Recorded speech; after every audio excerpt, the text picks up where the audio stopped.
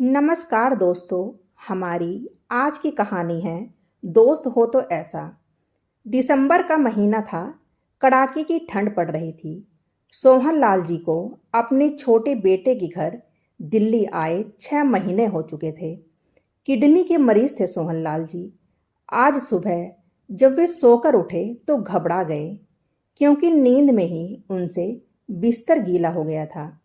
तभी उनकी छोटी बहू कमरे में आई और यह सब देखकर उन पर चिल्लाने लगी, क्यों पीते हैं रात को इतना पानी कि यह नौबत आ जाए।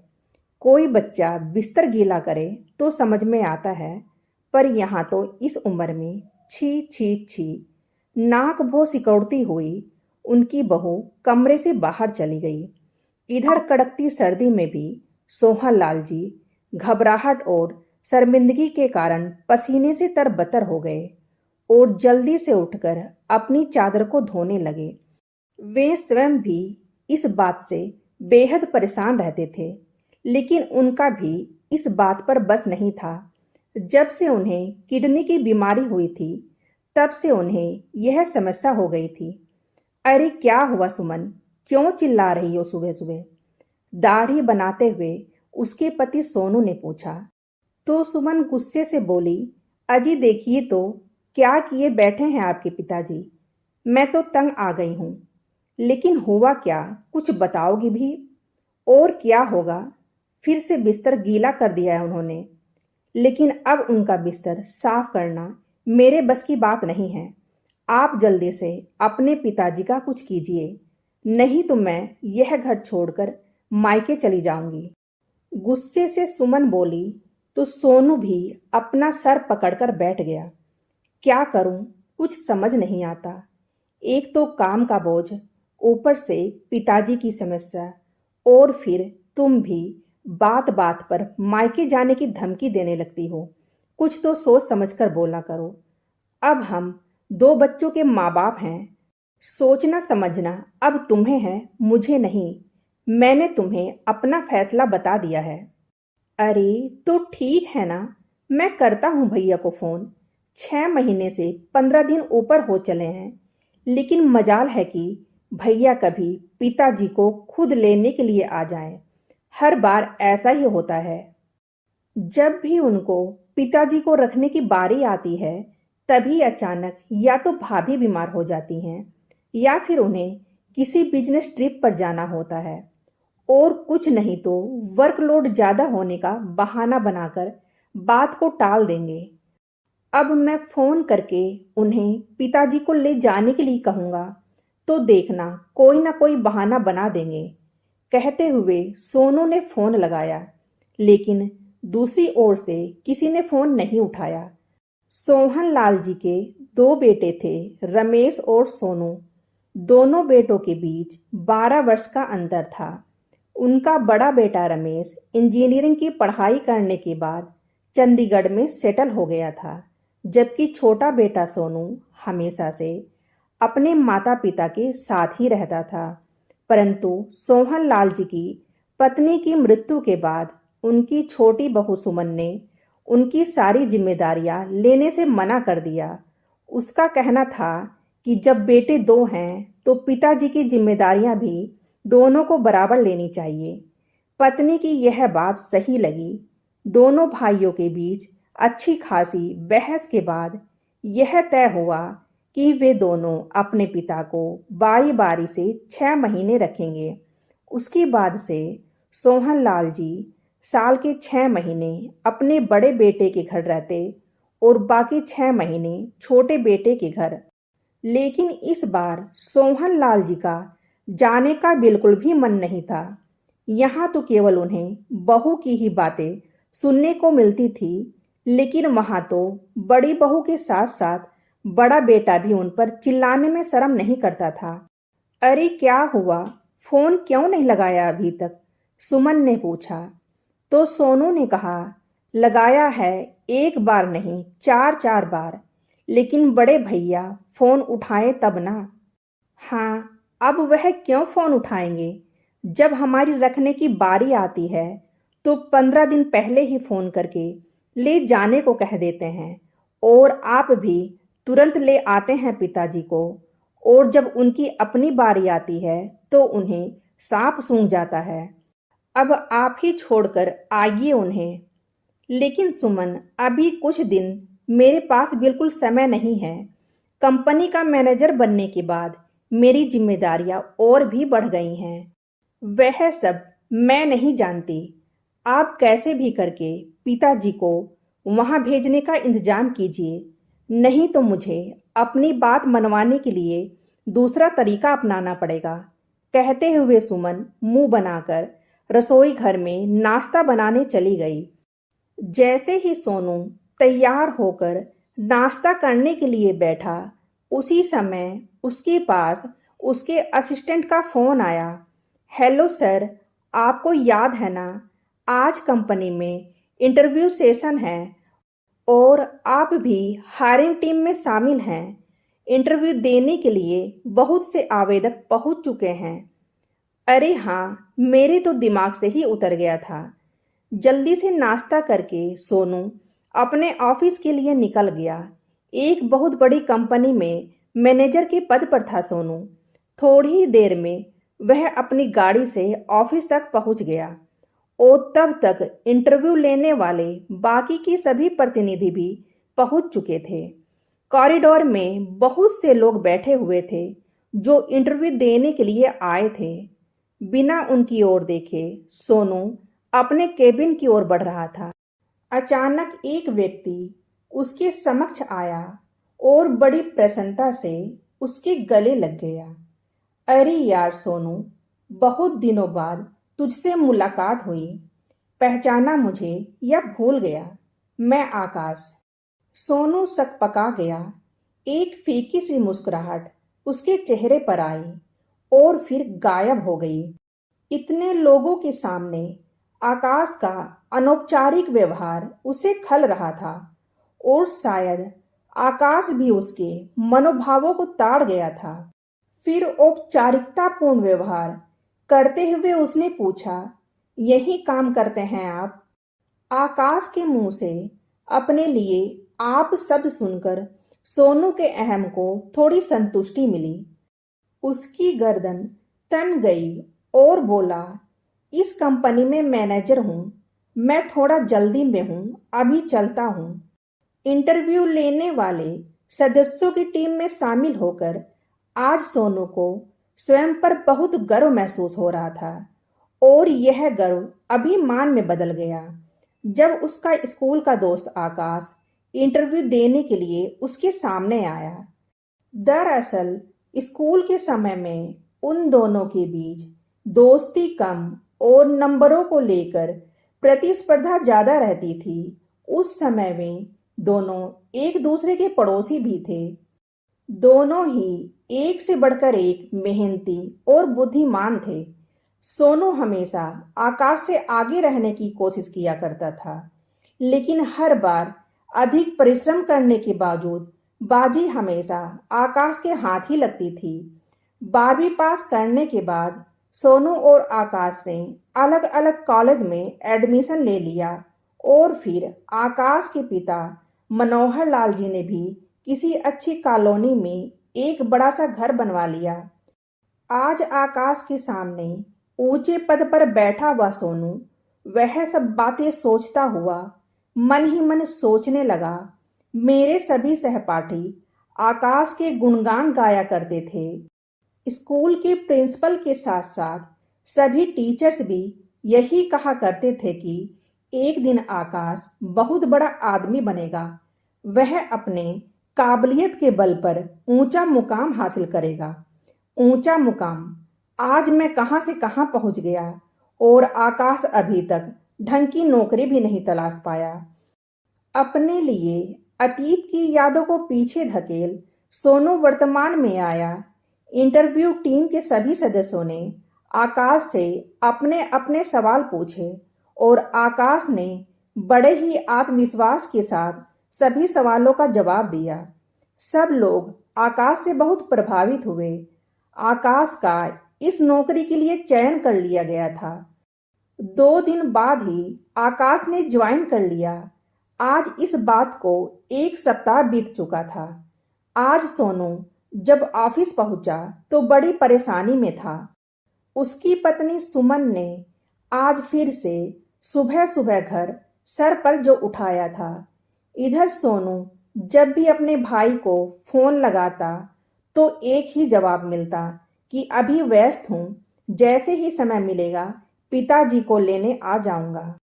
अभी उसके दिमाग में यह सब चल ही रहा था कि दरवाजे पर किसी ने नॉक किया। "मे आई कम इन सर?" "आओ आकाश," सोनू ने कहा।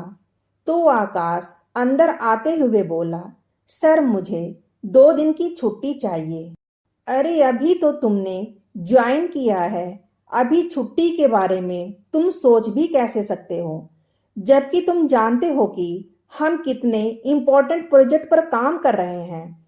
"सर वह बात यह है कि मुझे कल अपनी माता जी को चंडीगढ़ लेकर जाना है। मेरी बड़ी दीदी वहां रहती हैं, उनके मकान का मुहूर्त है। कल सुबह की ट्रेन से निकल जाएंगे।" आकाश के चंडीगढ़ जाने की बात सुनकर सोनू के दिमाग में ख्याल आया, भैया का घर भी तो चंडीगढ़ में ही है, तो क्यों ना लगे हाथ अपनी परेशानी भी हल कर ली जाए। सोचते हुए सोनू के चेहरे पर एक कुटिल मुस्कान आ गई और फिर बोला, "अच्छा आकाश, छुट्टी तो तुम ले सकते हो, लेकिन तुम्हें मेरा एक काम करना होगा।" "हाँ सर, मैं वापस आने के बाद जरूर कर दूंगा। बताइए क्या काम है?" "नहीं, वापस आने के बाद नहीं, दरअसल वह काम तुम्हें कल ही करना है। असल में मेरे बड़े भैया भी चंडीगढ़ में ही रहते हैं। अगर तुम्हें ज्यादा परेशानी ना हो तो क्या मेरे पिताजी को भी अपने साथ ले जा सकते हो? भैया उन्हें स्टेशन पर रिसीव करने आ जाएंगे।" "अरे सर, इसमें मुझे कौन सी परेशानी हो सकती है? इसी बहाने अंकल से भी मेरी मुलाकात हो जाएगी।" यह सुनकर सोनू को ऐसा लगा जैसे किसी ने उसके सर से बहुत बड़ा बोझ उतार दिया हो। घर पहुंचकर जब सोनू ने अपने पिता सोहन लाल जी के अगले दिन चंडीगढ़ जाने की बात कही तो उसकी पत्नी सुमन की खुशी का कोई ठिकाना ही नहीं रहा। वह जल्दी से अपने ससुर जी का सारा सामान पैक करने लगी, परंतु यह सुनकर सोहन लाल जी बेहद उदास हो गए। लेकिन किसी को उनकी उदासी या खुशी से कोई फर्क कहाँ पड़ता था।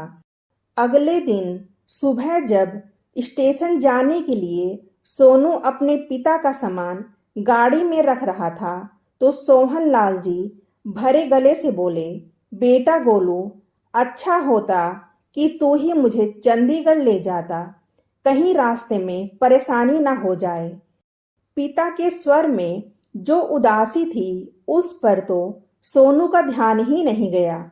ऊपर से वह खींच कर बोला, "पिताजी, आपसे कितनी बार कहा है कि मुझे गोलू कहकर मत पुकारा कीजिए। मेरा नाम सोनू आपने ही रखा था ना, तो उसी नाम से पुकारा करें।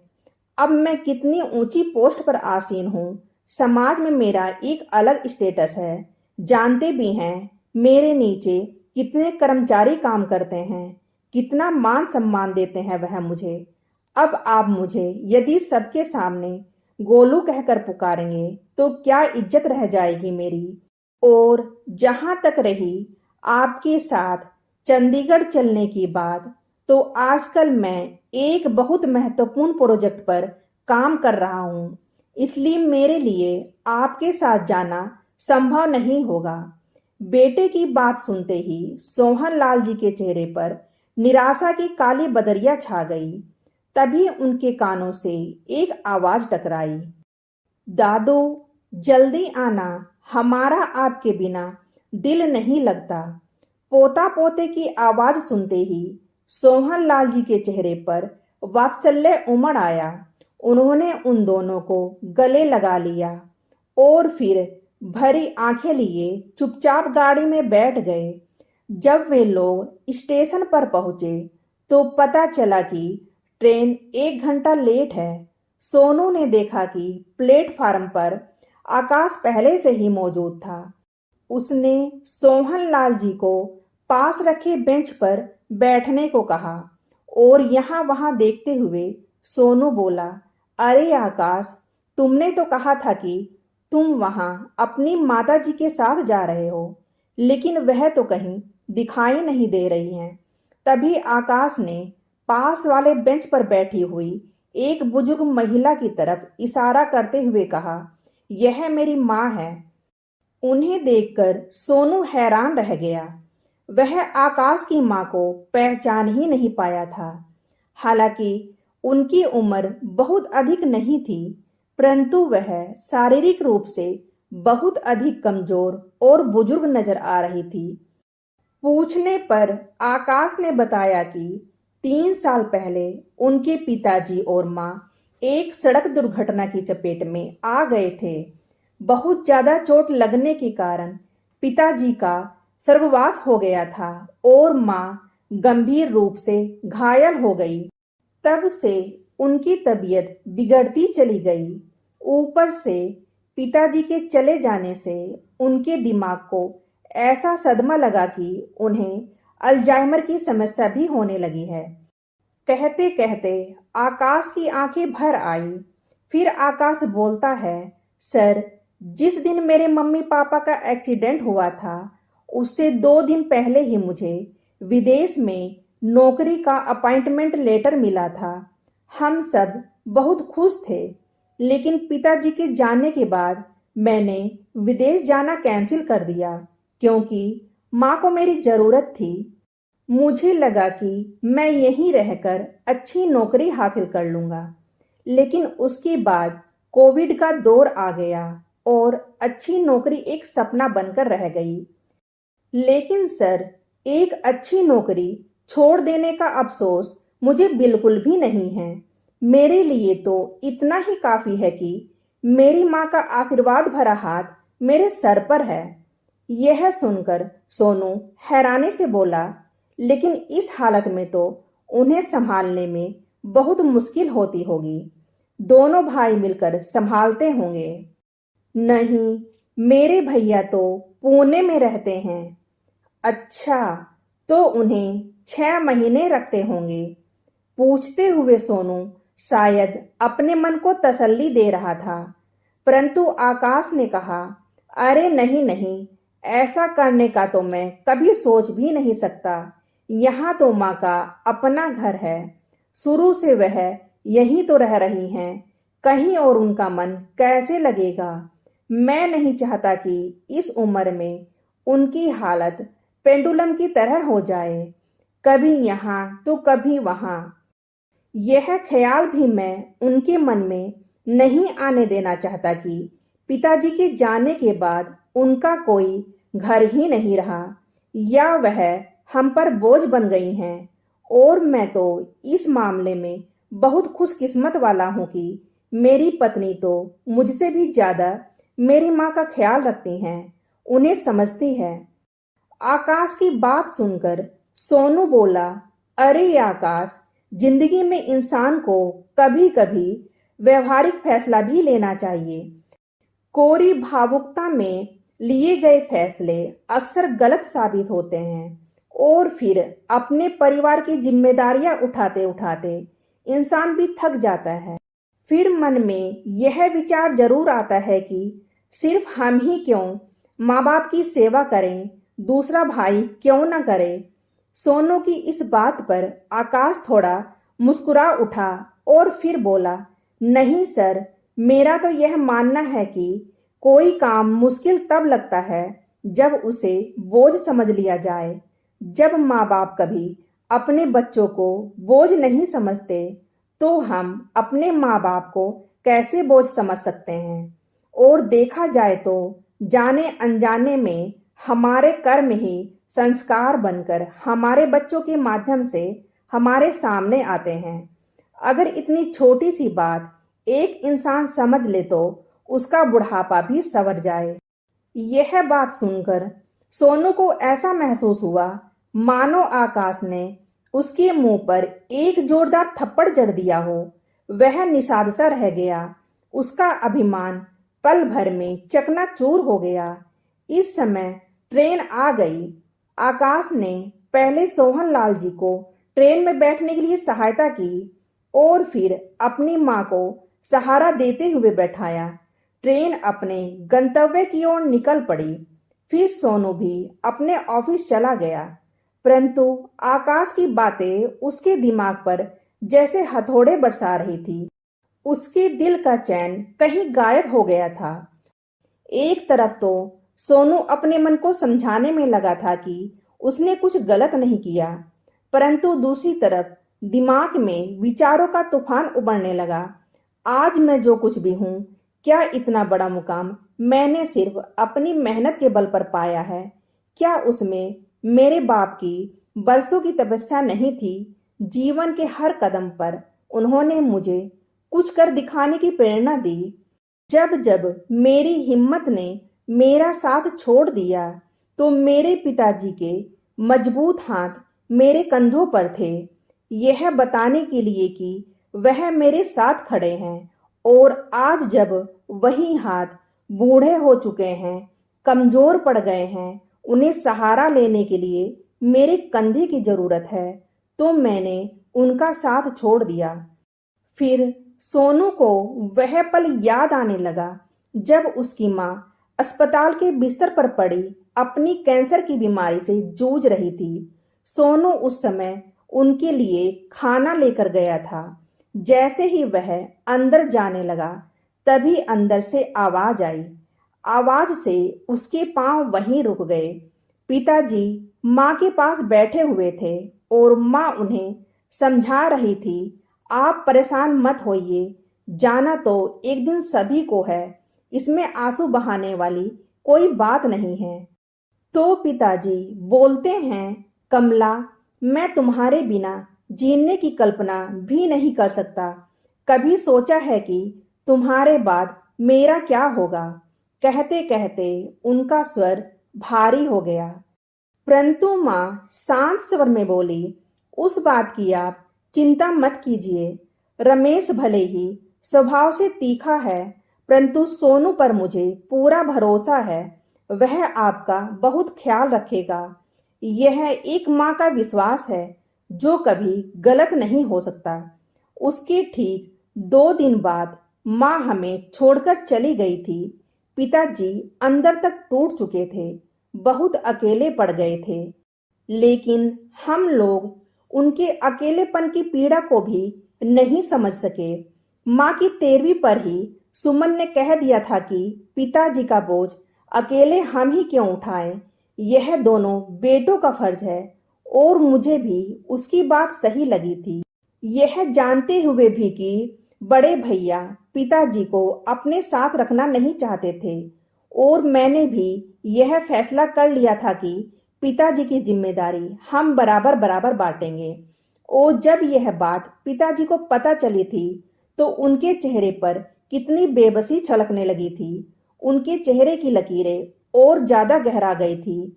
उम्र मानो 10 वर्ष आगे खिसक गई थी। उनके सभी दोस्त रिश्तेदार यहीं दिल्ली में तो थे, जिनके सहारे वह अपना समय अच्छे से बिता सकते थे। यह सब सोचते सोचते सोनू की आंखों से धारा प्रवाह आंसू बहने लगे। हे भगवान, यह क्या कर बैठा मैं? पिताजी को तो मैंने असहनीय दुख दिए ही हैं, अपनी माँ के विश्वास को भी तोड़कर रख दिया। यह सब देखकर माँ की आत्मा कितना कलप रही होगी, यह भी नहीं सोच पाया मैं। वह मुझे कभी माफ नहीं करेगी। फिर कुछ सोचते हुए उसने अपने आंसू साफ किए और मोबाइल उठाकर चंडीगढ़ जाने वाली फ्लाइट की टिकट बुक कराई और बिना समय गवाए ऑफिस से बाहर निकल गया। करीब 5 घंटे के बाद जब ट्रेन चंडीगढ़ रेलवे स्टेशन पर रुकी और आकाश अपनी माँ और सोहनलाल जी को लेकर नीचे उतरा, तो देखकर हैरान रह गया कि उसके सामने सोनू खड़ा था। सोहनलाल जी भी आश्चर्यचकित थे। तभी सोनू ने आकाश को अपने गले से लगाया और भारी कंठ से बोला, मुझे मेरा फर्ज याद दिलाने के लिए बहुत बहुत धन्यवाद मेरे दोस्त। यह सुनकर आकाश उसे आश्चर्य मिश्रित खुशी से देखने लगा।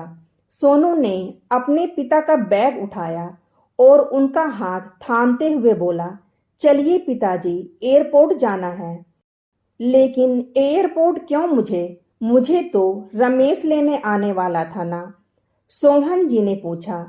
तो सोनू ने कहा, नहीं पिताजी, हम वापस दिल्ली जा रहे हैं। अब आप हमेशा वहीं अपने घर में ही रहेंगे। यह बात सुनकर सोहन लाल जी अपने बेटे को हैरानी से देखने लगे। करीब 2 घंटे बाद जब सोनू अपने पिता को लेकर घर पहुंचा तो उन्हें देखकर उनकी बहू सुमन स्तब्ध रह गई और फिर गुस्से से बेकाबू होते हुए बोली, यह क्या? तुमने तो इन्हें चंडीगढ़ भेज दिया था ना, बड़े भैया के पास, तो यह फिर यहाँ कैसे लौट आए? सुमन की बात पर सोनू ने कुछ नहीं कहा और सोहन लाल जी को कमरे में लेकर जाने लगा। तो सुमन फिर से चिल्लाई, कुछ बताओगे भी? क्या हुआ है? अभी अभी मैंने चादर धुलवाई है, कमरे की सफाई करवाई है और तुम फिर से इन्हें यहाँ ले आए गंदगी फैलाने के लिए। इतना सुनते ही सोनू के सब्र का बांध टूट गया।